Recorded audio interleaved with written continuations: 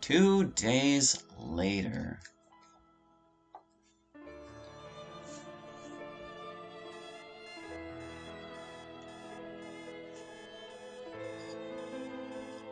Morning has always been the most depressing time of the day. So many dreams die, and people are mercilessly thrusted back into their demanding, hectic lives. I reach over to shut my alarm clock off and stare at my bedroom wall. I don't even know why I'm going to try making it to school today. I don't want to see anyone. I'm not going to learn anything. My grades have probably plummeted. I don't want to walk alone. What's the point of this if I have nothing to look forward to anymore? Honestly, it'd be astonishing if they'd even let you back on the school grounds at this point. But maybe this will get my mind off of everything. Now I know how Hallie felt when he found out about his parents dying, but this time it's real. Let's get today over with. The walk to school is just as lonely as I remember it being in the past. He's not here anymore to keep me company, to keep my hands warm when an Arctic chill rolls by, to brighten my day with his unique sense of humor. It's hard to keep my emotions at bay right now. The birds chirping around me doesn't make anything feel better. It would be better if they kept quiet. They shouldn't be allowed to speak. Yuri! I stop in my tracks and reluctantly turn around to see who called my name. Hey, are you alright?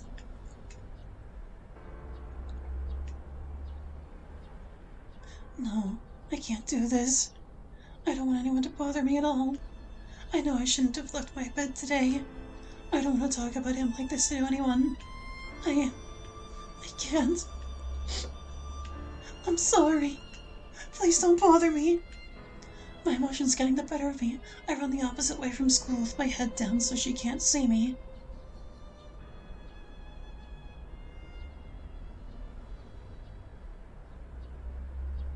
I can't do this anymore.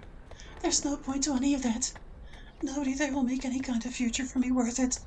They'll just laugh at me like how they used to in the past. They're all meaningless. The idea of school is meaningless in this world. My lungs hurt after all this running. Nothing has changed ever since 2 days ago. Trying to catch my breath, I carefully traversed the disaster of what used to be his house. Once I reached the bloodstained stud I saw him at, my tears overpowered my frantic breathing as memories of him and I come flooding back to me.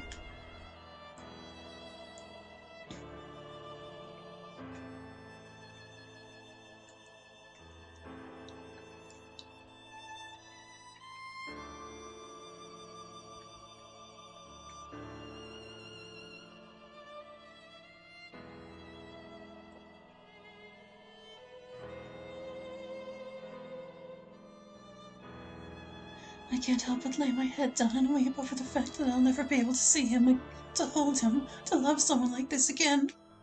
This doesn't last long, as I pick up on some rumbling around me. Excuse me, miss.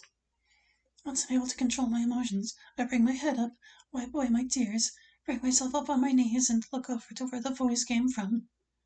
It's two older people that look around my parents' age, standing just outside of the destruction. They're a bit taller than me, and their hair is starting to become gray. The man has a concerned yet serious look, while the lady has a more somber expression. What are you doing on our property? Their property. Does that mean... are you... his parents? Yes, we are. Are you Yuri? I really didn't want the first time I met his parents to be like this. Standing up from where my loved ones was, I closed my eyes, trying to hold my tears back and bow in front of them. I am. So you're his girlfriend that he kept on talking about? How are you feeling, sweetheart? I don't respond to them. All I can do is shake my head at them, trying hard to push tears back. Oh, I know it's hard, dear. His dad and I are devastated over his passing, too, you know. Really? Oh, yes, of course. That's both of our children will never be able to see again. Children of mine, of ours, I'll never be able to see as well. We're both very thankful for you for being there for him, you know. I bring my head up and intently listen to what she has to say. His dad unenthusiastically walks away to inspect the damage done to their house. When he was growing up, he was so worried that he would never find someone in this world who would accept him for everything he was, you know. I feel like I can't respond back to her, the way his soul shined with a beautiful light. You should have seen the letter he wrote to us. He told us so much about you, and he sounded so very happy that he found someone like you know. The letter, that damned letter. It's all my fault. I'm the reason he's gone. You don't really know that? I can't help but drop down to my knees again and run over where I last held him and stare at where he used to lay. As the sounds of footsteps increase, his mom makes herself known and kneels down next to me. So this is where he last was. Sensing the sadness in her voice, I can't help myself anymore. I lean forward, wrap my arms around her, the seemingly only mother figure in my life, and let my tears pour out of my eyes again into her right shoulder. She eventually wraps hers around me. This is how Hallie felt when he found out about that one letter. When I held him tight against me and told him I loved him so. There, it's okay, darling. My darling. I just want to hold you again. To feel your warmth again. I know just how much he meant to you, but you'll be able to find love again. I'm certain the perfect one for you is somewhere out there, one who will love you just like he did, you know. I can tell she's genuinely trying to help, but the thought of sharing something special that he and I had with someone else rips me open inside. No, I don't want anyone else. I just want him back. I want my baby back. I just now realized how loud I said that. Soft whimpers escape me knowing that I'll never get to see him again. Yuri, dear, we miss him too, you know. We really wanted to help him out with his future. His future. It was supposed to be ours. Her words hurt me too much. I can't do this anymore. I'm sorry. I can't. Not wanting to hear any other overused lies she has in store, I turn around and start walking back to my house. Yuri, wait.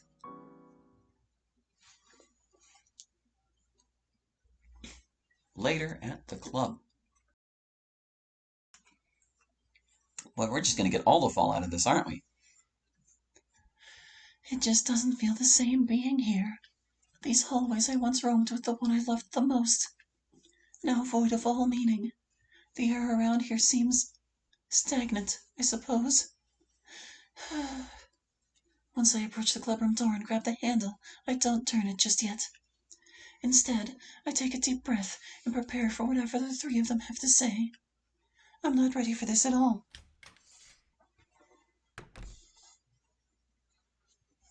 Upon entering the clubroom, all three of the girls' eyes are fixated on me. Gripping my bag a bit tighter, I can't help but look down at the ground. I just want to get this done and over with so I don't have to spend any more time here. The only sounds that can be heard are various footsteps getting louder and louder. Yuri! Hey, I'm so sorry to hear about what happened. Please don't say that. It's not your fault. He's gone because of me. It's my fault my future is ruined. That thought alone slowly starts tearing me apart inside. I bring my right sleeve up to wipe my eyes and look up to try to meet their gaze. Monica. Both her and Sayori look at me expectantly. Natsuki has a look of guilt. I hope she feels bad for what she's done. She played a big part in why he's not with me anymore. Yuri, what is it? Being brought back to my sad reality, I reach down into my bag and bring out the poem I wrote for Hallie the night that everything happened. You said that Thursday is when we share poems, right? Well, yes. But don't you want to talk about things first? No. My seemingly confident response ruined the atmosphere of the club. I really can't do anything right. A short stinging pain runs its course through my body by imagining all the things he and I will never get to do now. He was never able to read this, but I never wanted to finish this poem. I began unfolding it in front of him. I wish they wouldn't look so disappointed as I hand them my final poem. For the entirety of the three of them reading it, I keep my head held low. Every second of waiting for what they have to say drags out this miserable story I call life. Oh, my hero, so far away now. Will I ever see your smile? Love goes away, like night into day. It's just a fading dream. I am the darkness, you are my starlight, and our love burned brighter than the sun. For eternity, for you there will be only me, your chosen one. Must I forget you, our solemn promise? Will autumn take the place of spring? What shall I do? I'm lost without you. Speak to me once more. We must part now. My life goes on, but my heart won't give you up. Ere I walk away, I'm glad I heard you say I meant as much to you. So gently you touched my heart. I will be forever yours. Come what may, our love won't age a day. We'll meet on the other side. Yuri, I can't do this anymore, Monica. This is my final goodbye to the literature club. No, it doesn't have to be like this. Siri runs up to unexpectedly hug me and bury her face in my shoulder. No, I don't want you to leave. I don't want to lose another friend. I don't even bother hugging her back. She's making this harder for me. I use what little strength is in me to push her away from me, back over to Monica. I don't want you three to worry about me anymore. Thank you for letting me be a part of your club. I look away from these two to take a look at Natsuki. Our eyes meet and she still has a look of remorse, of shame. It doesn't matter what she's feeling. I'll never see her again. This room that I used to love going to every day after class, all the friends I've made here, every joyous moment. The quote that's on the banner that Hallie and I had. A place to belong, just like everything else in this room, has lost all meaning. Goodbye, everyone. As I face the clubroom door, Natsuki calls out to me. Yuri, wait! Don't go! Nobody can tell me what I can and can't do anymore, especially that brat that helped ruin everything. Without another word, I leave the literature club for one last time. Explicit dialogue warning. Oh boy. Beginning my walk down the hallway, I can't help but notice how peaceful it is for once. It's nice and quiet. No one is around to bother me anymore.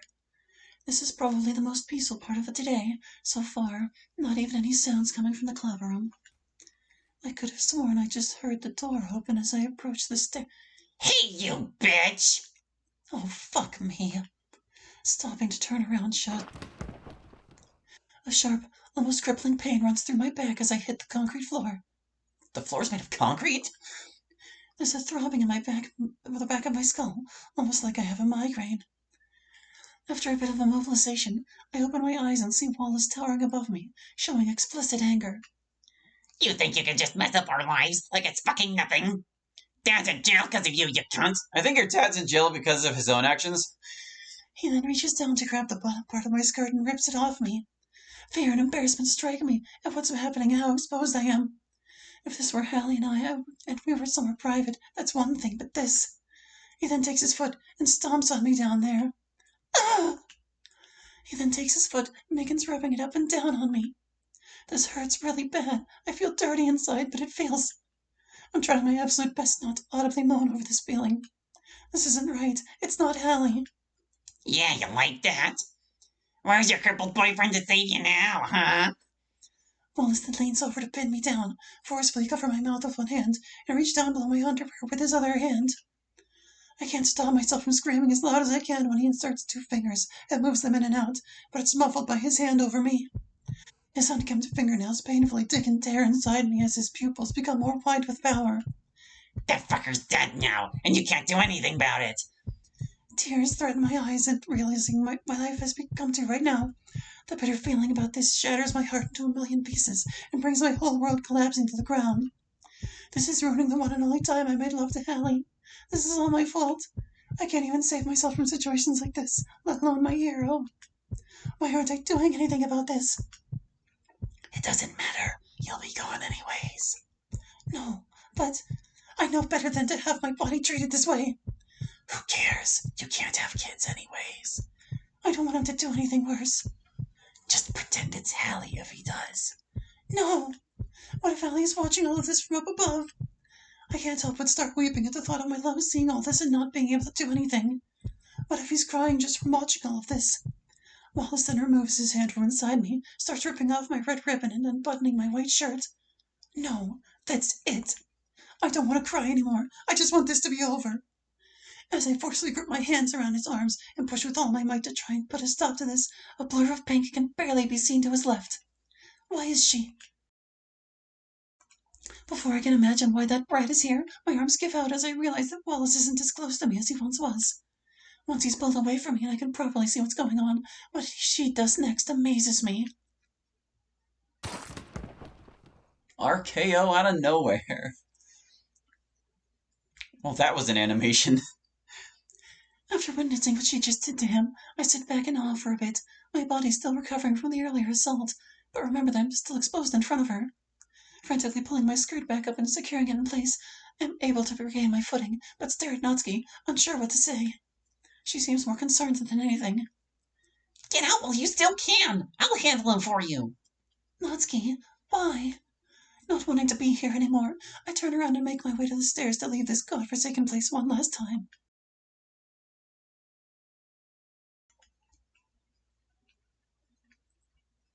I've kept my head down low the entire walk back to my house. Never have I felt so low, so useless, so messed up in all my life. Walking over to my couch and laying down belly first, I let out a defeated sigh as I close my eyes and my bag falls onto the floor. That was the worst feeling ever. Why did he have to ruin that for me? Why didn't I do anything about it? I wish Allie was there to save me. I'll never be able to find someone like him again. I don't want to live in a world anymore where my other half is gone. I truly can't do this without him. Reluctantly opening my eyes, the first thing my sight picks up on is the gold knife laying on my living room floor. My body acting against my mind, I lean forward, grab it, sit upright and flip the knife open. Once the blade is brought to life, my embarrassing tear-stained face can be seen in its reflection. Do it. I don't know. He's not here anymore. Nothing else matters. Do it. I want to, but I promised him I'd keep it clean. Why the fuck should that matter? Nobody will care. You want to see him again, do you? I really do. Then do that instead. Unbuttoning my blazer and removing it from me, I do the same with my orange vest and white shirt until I'm only in my bra. Goosebumps strike my body by how cold it is and the chaos in my mind. Apprehensively turning the knife around with my right hand, I place my left hand over top my right and rest the knife's point just above my left breast. There's an uneasy feeling brewing inside me as the point pokes into my skin. This doesn't feel right. Hurry up and do it. No. I'd be breaking our promise if I did this, wouldn't I? I can't bear to see this anymore. Removing the knife from myself and retracting its blade, I throw it back in my bag as I rest my elbows on my stomach and my head in my hands. No, not like this. There has to be another way. Dad took all his guns when him and Mom left. Maybe if...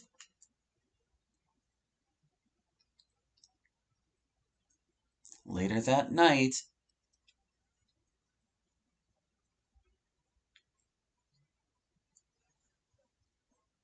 Okay, I've got everything I need for tonight. My house is all locked up and I made sure that nobody was following me here. It's rather bittersweet, knowing that this will be the last time I ever get to visit this place again. This place that I loved so much. I have so many good memories of this place. Him and I were supposed to make so many more.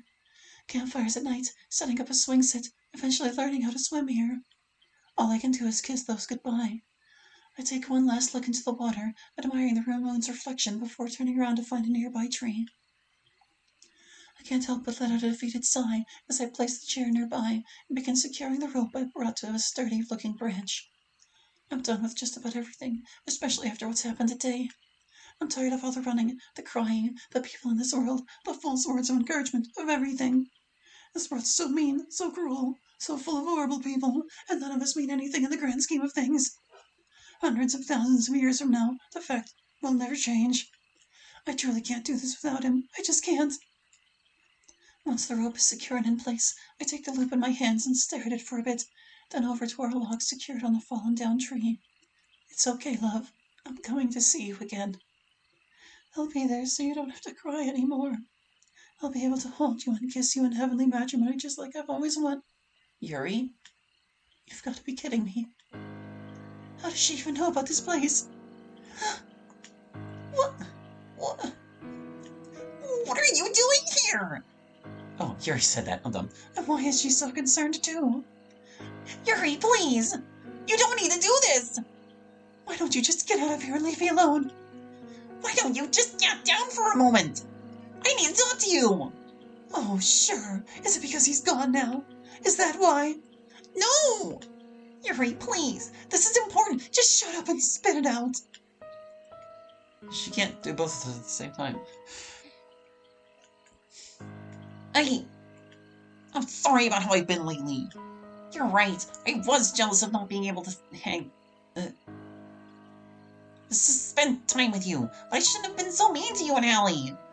Why? Why is she being like this right now? It doesn't matter. She has no say in anything anymore. Why should I believe you? I'm serious.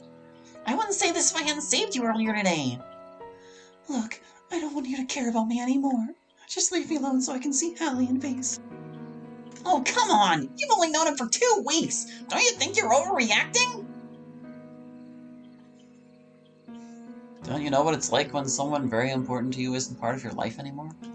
Someone who meant the whole world plus some? Especially when they promised that they'd never leave us? No, this is what I truly want. There's no hope for any kind of future for me, so why should I stay here? Nobody likes me, my parents don't talk to me anymore, so I'd be doing you all a favor by doing this. There's nothing left for me anymore. You saw what happened earlier today. You know how awful people can be. What's the point?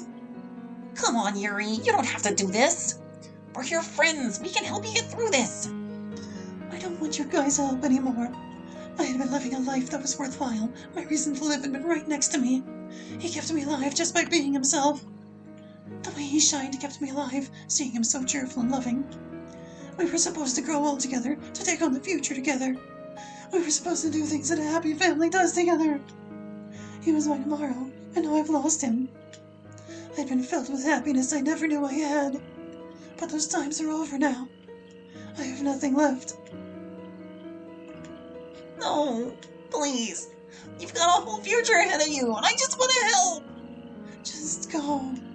No, I'm not leaving without you. I said go. She starts angrily stomping towards me. No, you're coming with me. She approaches my chair and successfully yanks the rope away from my hands. Next, she places her hands around my waist and tries to pull me off. No, she's not going to ruin anything else for me. Time to put an end to this. As I comply with her and make my way down the chair, I quickly rip her arms off me, lunge forward to grab her waist, and pick her up off the ground above my head with all my might.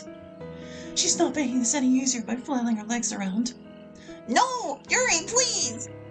Ignoring her pleas, I walk over to the fallen down tree and, using all the strength I have, throw her as hard as I can into the water.